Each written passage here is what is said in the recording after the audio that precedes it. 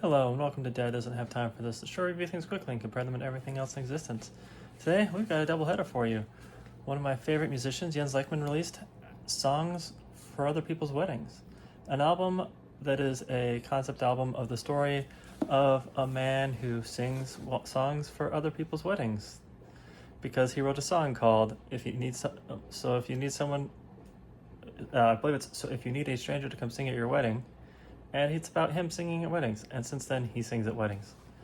And if an album about the story isn't enough for you, there's a book, Songs for Other People's Weddings, by David Levithan and Jens Lekman. And this is a double LP, which I wasn't expecting, because this is the songs about the story, and then there's a second LP that you get by scanning a QR code in the book that gives you all the songs in the book. So each chapter of the book is divided up into a different wedding, and at each wedding he sings a song, and each of those songs that he sings at each of the weddings in the stories of the book are in the album that you can download for free.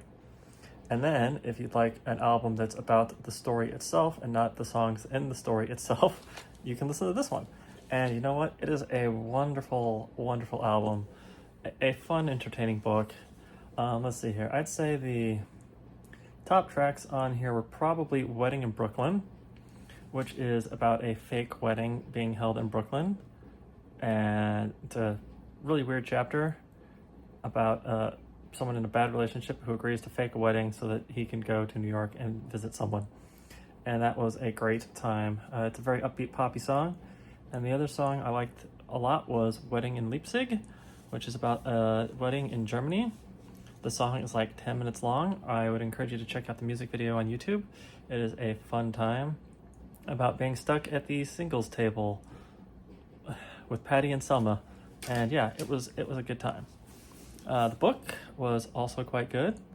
And I forgot to say where these were on my list. I'm going to have to do this in two parts. Oh noes. So the book was quite good. Each chapter it's like a self-contained story about a wedding, and there's like an overarching story about the wedding singer and his girlfriend.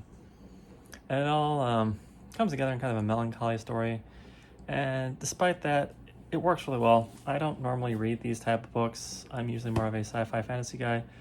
But for Jens Lekman, I will cut him a break. And I'm glad I did, because this was an excellent book. It reminds me of when I go to his shows and he tells the stories behind the songs. It's kind of like that, but on a grander 300-page scale. So I really enjoyed them both a lot. And all in all, I'd say they were the 200th best album of all time and 202nd best book of all time. I enjoyed these both quite a bit. I hope you do too. And yeah, feel free to check them out. Also, I look forward to seeing Jens Lekman here shortly as he comes to the place where I live, because I don't want to say that on YouTube. So I'll see him shortly in concert. It's going to be my third time. Look forward to it. Have a great day. I'll talk to you later. Bye.